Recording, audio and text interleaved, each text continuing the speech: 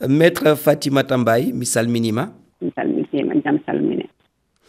O yaltini hollitol faade be yimɓe ɗanniɓe nangaɓe nder ndi leydi Mauritanie. E nder ngol hollitol mon o mandini wondema hakkeji ɓe yimɓe nangaɓe teddinaka. Yewti en hande no gurdam ɓe sifori. Eyyi, gurdam mabɓe de no hamni seeɗa, saabu ɗum Mauritanie jogui kuulal gotal wiyete ko ina haɓa ɗannotoɓe tawa ndewani lawol. Firti ndewani lawol, firti ko ɓe ngala kayitaji. Ɓe ngala kayitaji, ɓe ngala visa, walla ɓe jogui visa, kono hakkude Mauritanie kam e leyɗele Afrique de l'Ouest nani de ko wayno Sénégal en, Guinée en, Gambie en, nani de Benin en, Togo en, ɗon visa wonano ɗon ala ɗon visa, ne waɗi ce qu'on appelle en français des accords bilatéraux, firti ko siifa nani de hakkude maɓɓe e nder maɓɓe kamɓe. Nigéria tan e Ghana ko ɓeeɗo, e Libéria ko ɓeeɗo joguino visa pour nadde Mauritanie, sabu ɓeeɗo ɓe gonano e laamu français, ɓe gonno koye laamu Angleterre. Hatta ɗum ɗo fof e waadi noon ɓen no gonnoɗo e Mauritanie no comme yimɓe arde moolade ko ɓe moolinoɓe c'est des réfugiés moolinoɓe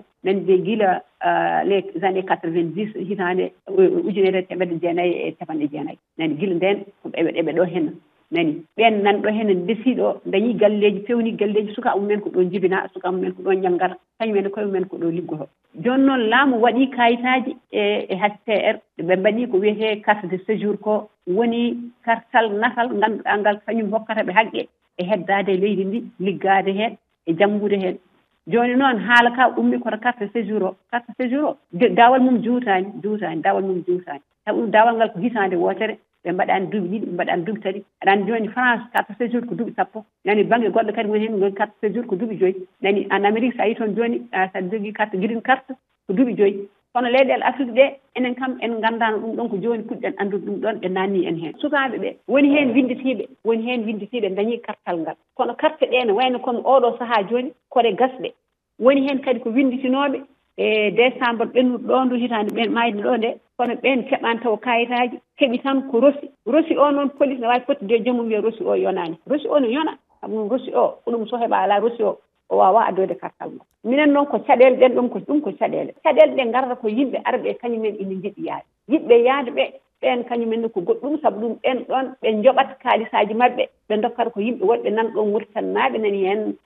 jananɓe nani hen police ɓe nani hen foof nani hen ɓe jooɓi ɓen ɗon so ɓe jooɓi ɓen ɗon kaalisaji ɓen podanaɓe wonde ina nawaɓe tawa nawataɓe nani tawa nawataɓe ñaama kaalisaji mabɓe so ñaami kaalisaji mabɓe ɓe jaaha kamɓe ɓe porta ɓe pelente ɓe jaaha tribunal walla ɓe jaaha police soɓe jeeyi police ɓen ɗon ko rokkoɓe kaalisaji mbaɗa feere kañumen ha corto hen heddo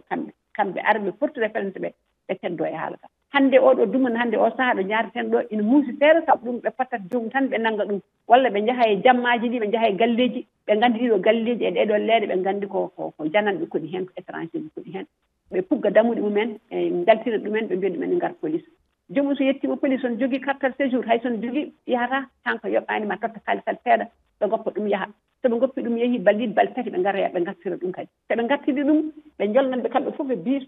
haɗo haala wona joni fuɗɗi ka ɓooyi ɗo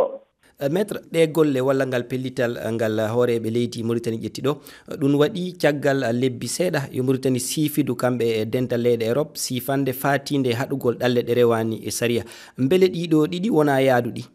ɗiɗo ɗiɗi jaadani sabu ɗum enen hande minen Mauritanie minen kam heeɓe haqqil aade e pelle amen ɗe min mbi ko Mauritanie fotani rewde haala ɓen ɗon sabu ɗum ɓen ɗon minen Mauritanie wawa wonde keerol hakkunde yimɓe yaade e leyɗele Europe wawa wonde ɗum goo Mauritanie kañum wona keerol directement Europe Mauritanie foti ko haɓade e wallidde yimɓe yaade sankotoɓe e yoloytoɓe e maaje ɓe ɓen ɗo ɓe mbawi wallude ɓe kaɗa ɗumen ɓe mbadda e leyɗele mumen ɓe ciifodira toon kayitaji holno ɓe mbaɗata haaɓe mballa ɓeɗo sukaɓe mbasa tankude koye mumen e maaje ɗe hay Mauritanie wiɗ ɗum hande ina daranno Europe ina haɓana Europe ɗum ko fenade ɗum wawa wonde maître Fatimata Mbaye namdal sakkitingal onon ɗe pelle daraniɗe hakkeji neɗɗanke ko honɗum ñaagui ɗon hande ɓe hooreɓe ndi leydi Mauritanie minen min mbi ko hoorejo leydi Mauritanie yoɓe gartir hakkillaji mabɓe ɓe ganda tan ko Mauritanie koko heeɓi indépendance muɗum koko jeeyi hoore muɗum nani de kañum laami kañum foti andude ko huule poɗɗe yaade e Mauritanie kañum kadi wawa kadi bonnude gonka muɗum e hoddiɓe muɗum nani sabu ɗum ɓen ko hoddiɓe